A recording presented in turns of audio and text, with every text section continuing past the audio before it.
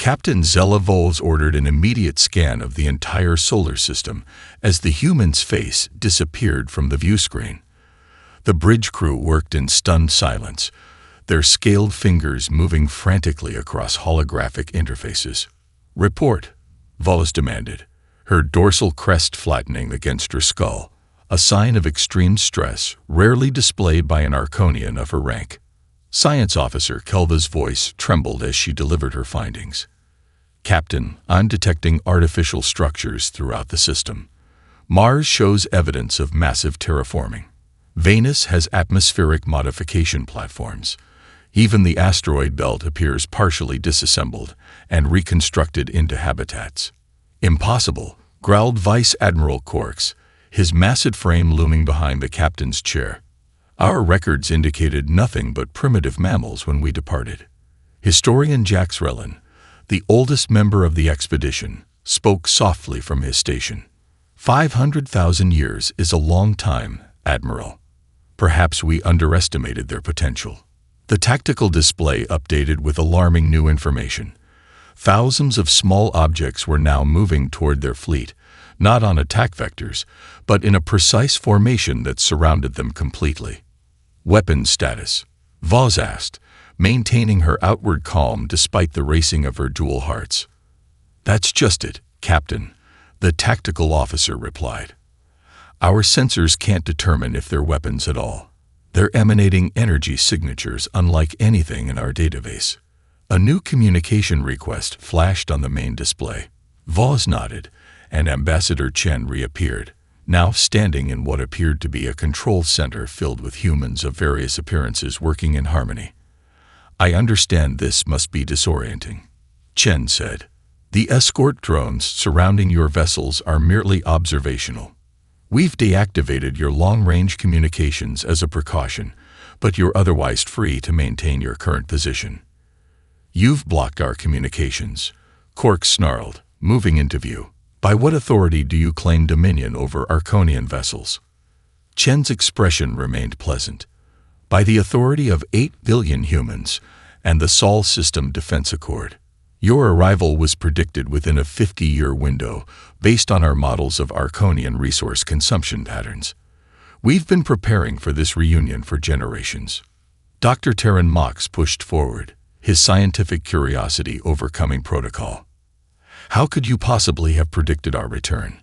How could you know our language?" Chen's smile widened slightly. "We found your abandoned outposts. We deciphered your records. We studied the biological samples you left behind.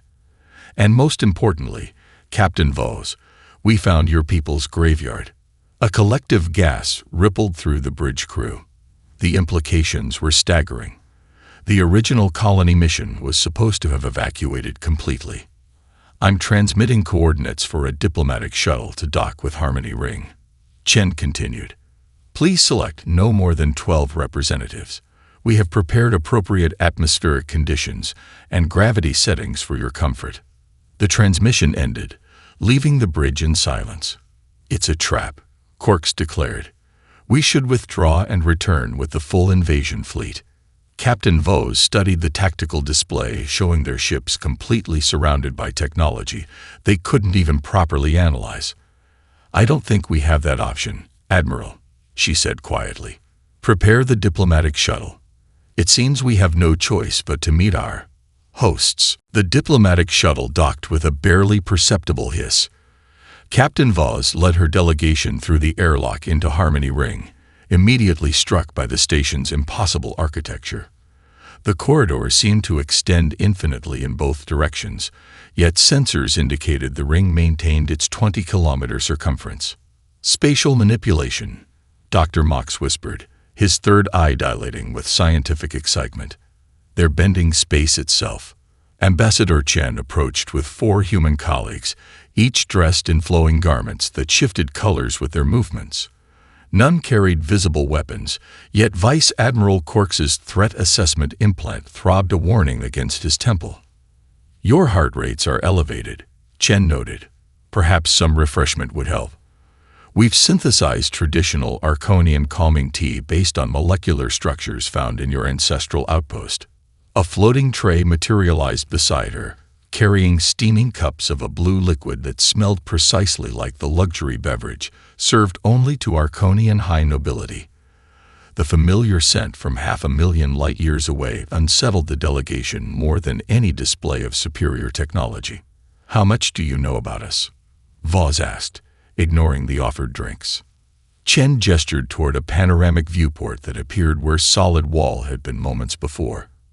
Earth filled the view, its continents recognizable yet transformed, megastructures visible even from orbit.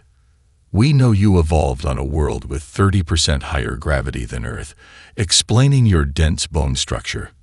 We know your civilization cycles through periods of expansion and resource collapse every 4 to 6 centuries. We know the painted markings on your face indicate you're from the southern archipelago of your homeworld, Captain Voss." Quarks moved protectively closer to Voss. "You've been spying on our civilization." "Observing," corrected a tall human male with dark skin and silver-flecked hair. "Just as your ancestors observed early humans, documenting our development without interference." Chen led them into a circular chamber where a 3-dimensional projection of the Tanzanian archaeological site rotated slowly. Arconian tools, habitat structures, and fossilized remains appeared meticulously catalogued and preserved. Dr. Mox approached the hologram, fascinated. "This was our primary research outpost. We were studying early mammalian evolution patterns." "Yes," Chen said. "And when your civilization faced resource challenges and civil unrest, this outpost was abandoned. But not everyone left." She magnified a section showing what appeared to be hybrid skeletal remains, partly Arconian, partly something else. The dating marker indicated 40,000 years after the official colony withdrawal. "Some chose to stay," Chen continued. "They integrated with the local population." "Impossible," Quarks snapped. "We would never interbreed with primitive species." An elderly human woman stepped forward. "Yet genetic analysis confirms it happened. This is the foundation of our scientific interest in your return." Dr. Mox studied the genetic markers displayed beside the remains, his hands trembling. "These compatibility markers shouldn't exist. Unless there was already shared ancestry," the elderly human finished. "Your records called Earth a colony, not a discovery. Have you ever questioned why your species found our world so habitable, Admiral Quarks?" Voss felt a cold realization spreading through her scales. The historical inconsistencies, the strange familiarity of Earth, the ease with which humans learned Arconian language. "What exactly are you suggesting?" she asked, though she already feared the answer. Chen's expression softened with something approaching compassion. "That perhaps this wasn't your first return to Earth, Captain. Perhaps it was simply the first you remember." The Curiosity vessel glided silently through the atmospheric storms of Venus, completely unaffected by winds that would tear an Arconian ship to pieces. Below them, floating crystal cities drifted in the upper atmosphere, connected by shimmering bridges of what appeared to be solidified light. 12 billion humans live in the Venusian habitats, explained their guide, Dr. Rohan Mehta. The atmospheric processing stations have reduced surface temperatures by 60% over the past century. Dr. Mox recorded everything with his neural implant, though Captain Voss noticed the frustration in his movements. Their scanners couldn't penetrate the apparently simple materials of the human structures.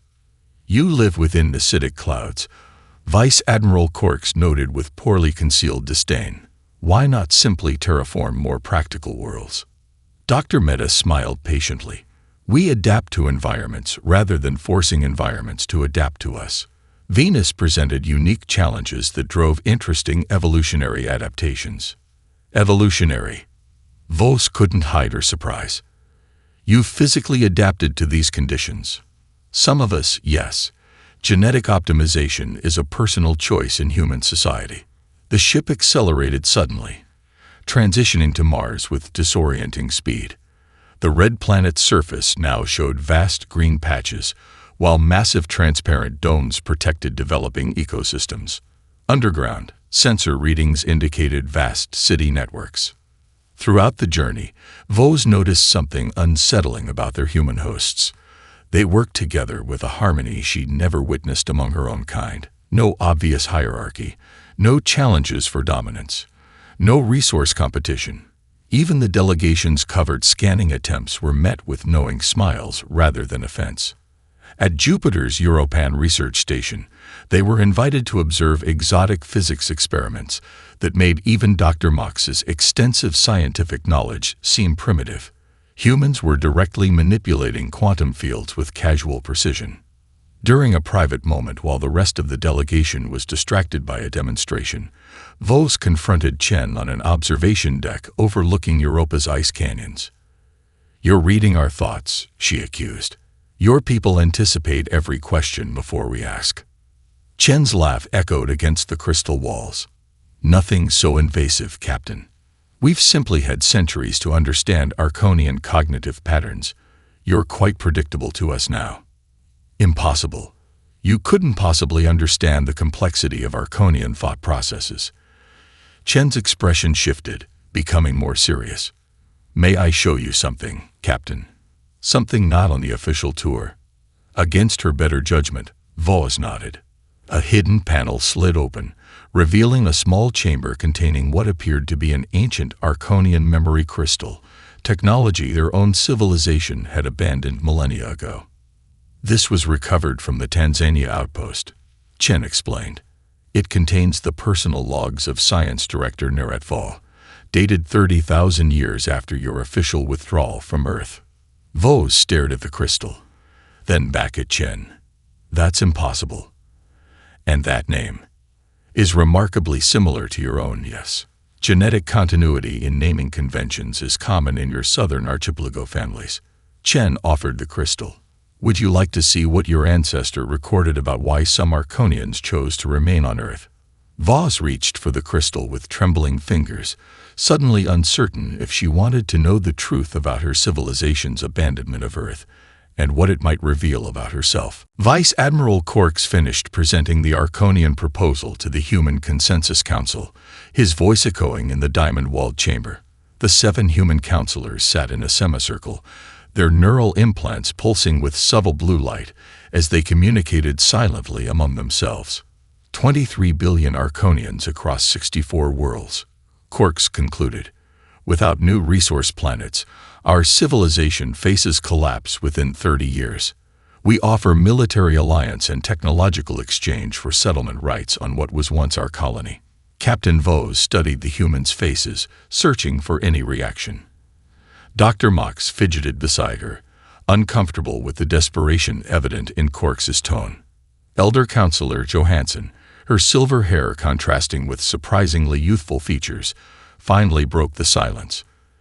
"Admiral Orcs, you speak of technological exchange, yet our analysis indicates your civilization is approximately 340 years behind our current development."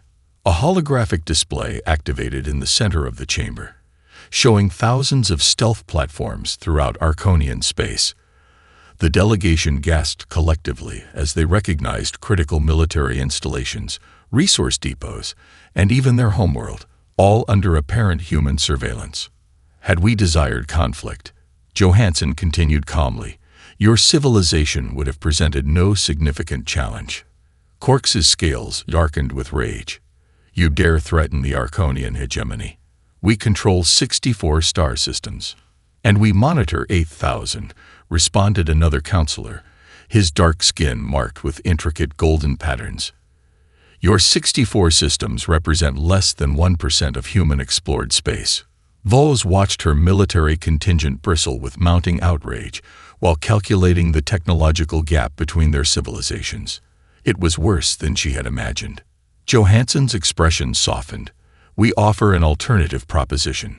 We will solve your resource crisis completely, restructure your economy, update your extraction technologies, and provide sustainable energy systems for all Arconian worlds." "In exchange for what?" Vos asked, already dreading the answer. "Integration into the Stellar Consortium. Human oversight of Arconian governance for a transitional period of 50 years. cultural exchange programs, educational reform. The patronizing offer hit like a physical blow. Even Vos felt her pride recoil at the suggestion that her civilization needed human guidance. "You wish to colonize us," Quarks snarled, "to make us your subjects. We wish to help you evolve beyond your current limitations," Johansson corrected, "as we once did." Later, in their assigned quarters aboard Harmony Ring, Vos found Dr. Mox analyzing brain scans of their human hosts. His hands trembled as he transferred data to a secure terminal. "Captain, you need to see this," he whispered. "Human neural architecture. It's not possible through natural evolution." She studied the complex patterns displayed on his screen. "What am I looking at? Evidence of deliberate self-modification. For at least 10,000 years, humans have been directing their own evolution.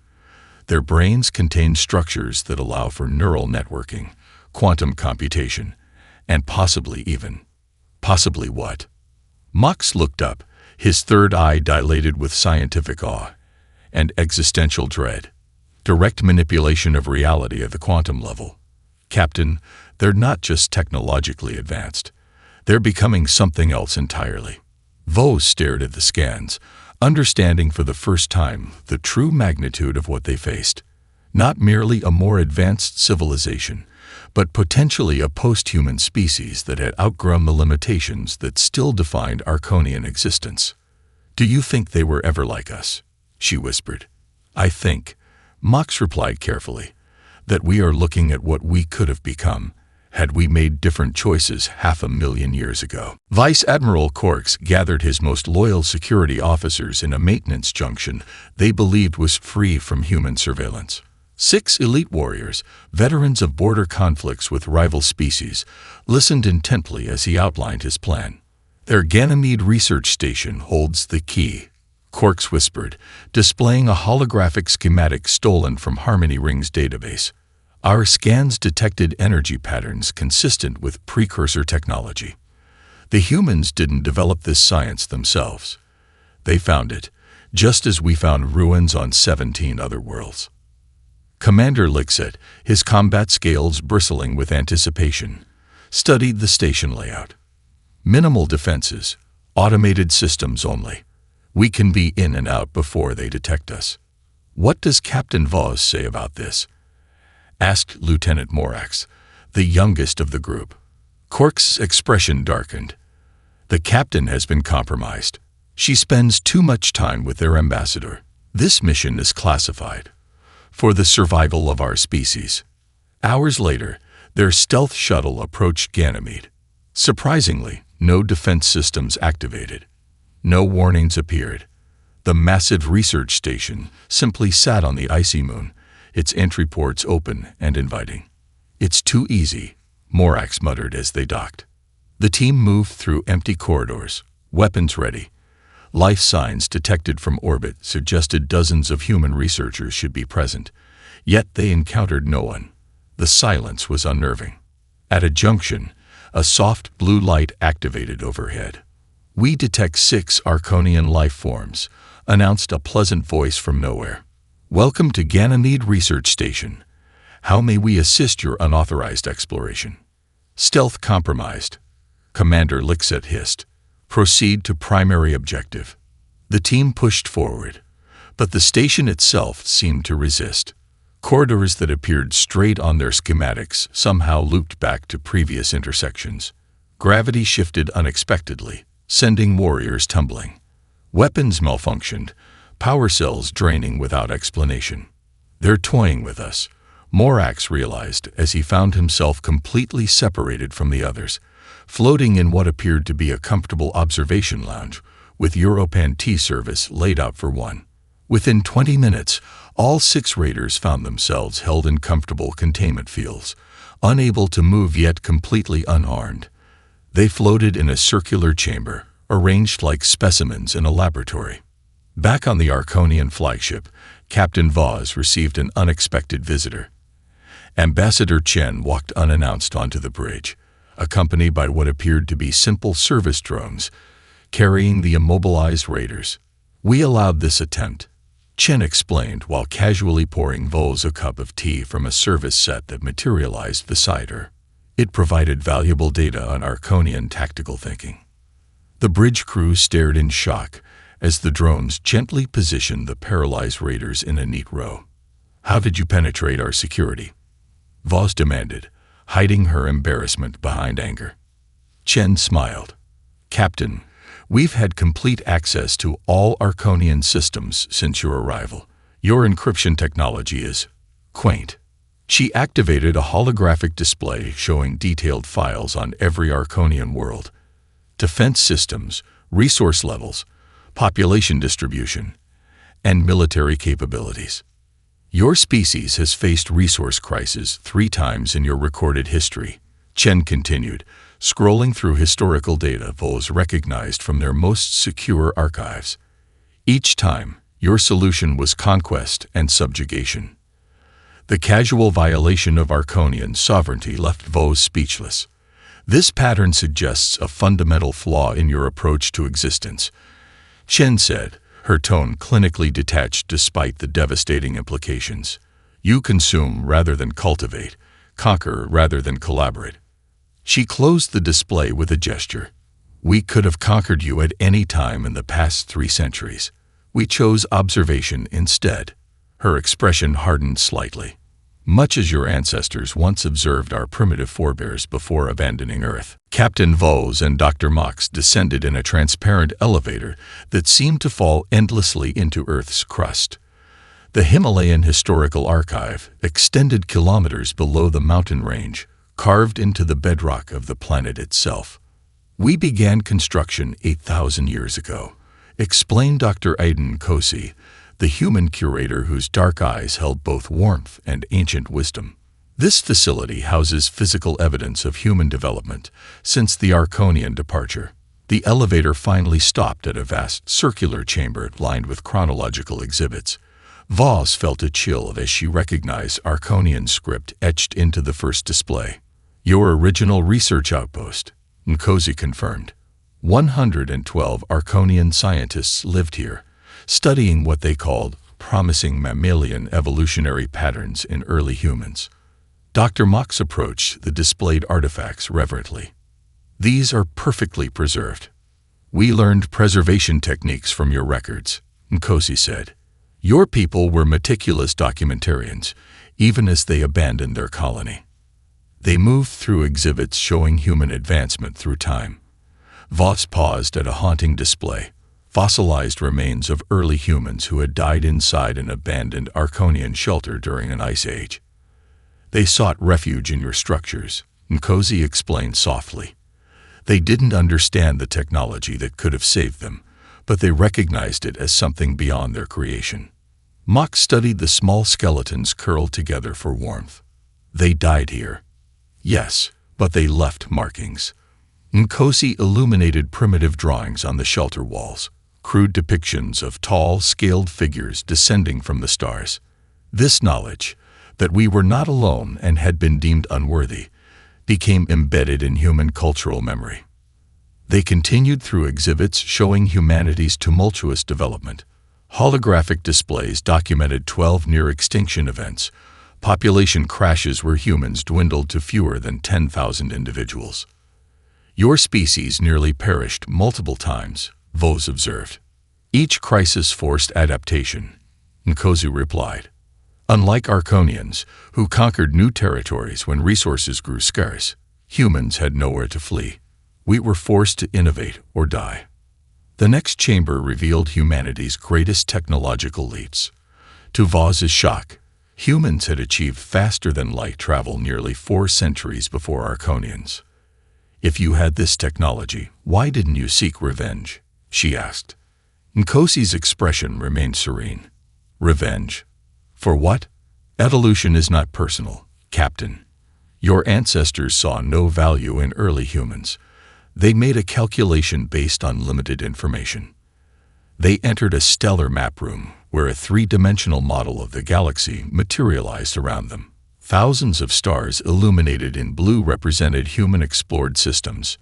We've established peaceful contact with 17 sentient species," Nkosi explained. The stellar consortium spans nearly 18% of the Milky Way. Vos stared at the vast territory, the Arconian hegemony barely visible as a tiny cluster of 64 stars. Everything she believed about her civilization's galactic importance collapsed in that moment. "Why didn't you contact us?" she whispered. "Scientific protocol," Nkosi replied. "Non-interference with developing civilizations. We wanted to observe your natural development, just as your ancestors once observed ours." Dr. Mox looked up from a display showing comparative technological timelines. "You've been watching us for centuries." "Yes, your civilization became the most comprehensive longitudinal study in our xenoanthropology database." Nkosi's eyes reflected genuine scientific enthusiasm. "You've taught us much about evolutionary patterns, cultural development, and the psychology of hierarchical species." Vos realized with sudden clarity. To these humans, Arconians weren't enemies or even equals. They were specimens in a vast sociological experiment, run by the descendants of creatures their ancestors had once considered too primitive to deserve continued study. Dr. Mox's hands trembled as he manipulated the holographic genetic sequences floating before him. Human geneticists had provided full access to their archives, an act of scientific openness that both thrilled and disturbed him. "This can't be right," he muttered, comparing strands of DNA. "The statistical probability is virtually non-existent." Yet the evidence was irrefutable. Key protein sequences, mitochondrial patterns, and gene expressions showed clear markers. Modern humans carried distinct Arconian genetic material, seamlessly integrated through hundreds of thousands of years of evolution. He sent an urgent message to Captain Vos, who arrived at the laboratory looking exhausted from her own research in the historical archives. "You found something?" she asked. Mox gestured at the genetic displays. "Not all Arconians left Earth, Captain. Some stayed behind, whether by choice or necessity, and interbred with early humans." Vos stared at the floating DNA strands, recognizing distinct Arconian markers. "That's impossible. Our species shouldn't be genetically compatible." And yet the evidence is conclusive. Modern humans are hybrid descendants, their remarkable adaptability coming from this combined genetic heritage. Mox highlighted specific gene sequences. These patterns explain their neural architecture, their immune system resilience, even their accelerated evolution rate. The implications staggered Vos. "We're not looking at aliens who evolved from primitive mammals after our departure. We're looking at our own descendants," Mox finished, "evolved far beyond us." Meanwhile, in a secure room aboard their ship, Vos had uncovered her own disturbing findings. Ancient Arconian historical records, thought lost but preserved in human archives, revealed the truth about the original abandonment of Earth. The colony evacuation hadn't been merely due to resource challenges, but resulted from a brutal civil war within Arconian society. The Earth colonists were essentially exiled, those who advocated peaceful coexistence with native species rather than exploitation. Ambassador Chen confronted them with this knowledge when they met later that day in a quiet garden chamber aboard Harmony Ring. "Your society abandoned its most visionary members here on Earth," she explained, walking among flowering plants preserved from ancient Earth ecosystems. "Those willing to adapt rather than dominate became our ancestors, passing on not just their genes but their values." She activated a hologram showing identical protein sequences in human and Arconian DNA. "You didn't just abandon a colony," she said softly. "You abandoned your own children." The revelation hit Vos like physical blow. "Does your leadership intend to use this information against us?" "It's not a weapon, Captain. It's a bridge." Chen gestured to the stars visible through the garden's transparent dome. "We've spent centuries preparing for this reunion, not for revenge, but reconciliation." Dr. Mox studied Chen's features with new understanding. The physical similarities, they're not coincidental.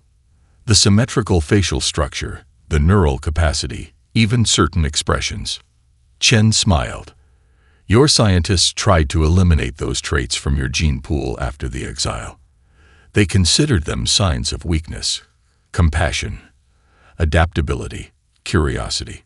Yet they persist even in you, Captain. Vos felt suddenly dizzy, memories of childhood conditioning flooding back. Social training designed to suppress empathy, to prioritize hierarchy and dominance. Traits her society had deemed evolutionary weaknesses. "Why are you telling us this?" she asked. "Because you need to understand what happens next," Chen replied. "When your High Council receives our proposal, they'll believe it's about resources and technology. But it's really about healing a 500,000-year-old wound in both our species." The emergency session of the Arconian High Council flickered on the holographic display aboard Harmony Ring. 12 elder counselors, their scales bearing the ceremonial markings of office, argued bitterly while reviewing the delegation's reports. Captain Vos watched with a growing sense of detachment, as though viewing the proceedings of a foreign species rather than her own government. 23 billion lives hang in the balance, thundered Councillor Draff, his territorial crest fully extended in aggression. "If these humans possess the technology they claim, we should demand it by right. We colonized Earth first, and abandoned it," countered Councillor Serena, one of the few progressives on the council. "We forfeited any claim 500,000 years ago." The debate continued, the council splitting between traditionalists demanding military action despite the obvious technological disparity, and pragmatists advocating acceptance of human terms. Ambassador Chen observed silently beside Vos. "Your leadership structure hasn't evolved much in 500 millennia," she noted without judgment. Vos felt compelled to defend her people even as she recognized the truth in Chen's observation. "The hegemony has provided stability." "Stagnation isn't stability, Captain." When given permission to address the council, Vos stood in the Earth Reconciliation Garden, surrounded by vegetation grown from seeds preserved for 500,000 years in an ancient Arconian storage facility. Human children played in the background, their laughter a stark contrast to the grave faces of the Arconian leaders. "Honorable counselors, these humans are not our enemies or even aliens to be feared," she began, choosing her words carefully. "They are what we could have become had we chosen adaptation over domination, cultivation over consumption." She presented the genetic evidence Dr. Mox had compiled. "Modern humans carry our DNA, the legacy of Arconians who remained on Earth. To wage war against them would be to attack our own evolutionary descendants." The council chambers erupted in shocked murmurs. Ambassador Chen stepped forward, addressing the council directly for the first time. "We propose modification of our original terms. Rather than oversight, we offer partnership." The human terms shifted dramatically. Earth would open significant territories for Arconian settlement. Human experts would transform Arconian worlds with sustainable resource management systems. Cultural exchange programs would reunite the divergent species in mutual benefit. "Integration, not subjugation," Chen explained. "Your ancestral connection to Earth never truly severed, it simply evolved." 3 days later, the first Arconian refugee ships arrived at Earth's welcoming stations. Captain Vos watched from Harmony Ring as thousands of her people caught their first glimpse of the world their ancestors had abandoned. A human geneticist named Dr. Maya Okafor greeted the frightened Arconian families with perfect pronunciation of traditional welcome phrases, not used in their society for thousands of years. Her team had prepared habitats perfectly suited to Arconian biology. "Welcome home," she told wide-eyed Arconian children as they experienced Earth's gravity. "Your ancestors left here long ago, but some part of you always remained in us." Vice Admiral Orcs, now stripped of rank but permitted to remain with the delegation, approached Vos at the observation window. "These humans could have destroyed us," he said quietly. "Why didn't they?" Vos watched an Arconian child tentatively accept a gift from a human child. A small potted plant grown from ancient Arconian seed stock. "Because they chose to remember what our civilization forgot," she replied. "That strength lies not in domination, but in adaptation. Not in conquest, but in connection." The children laughed together, the sound bridging 500,000 years of separation. We abandoned Earth, Vos continued. But perhaps, Admiral, Earth never abandoned us.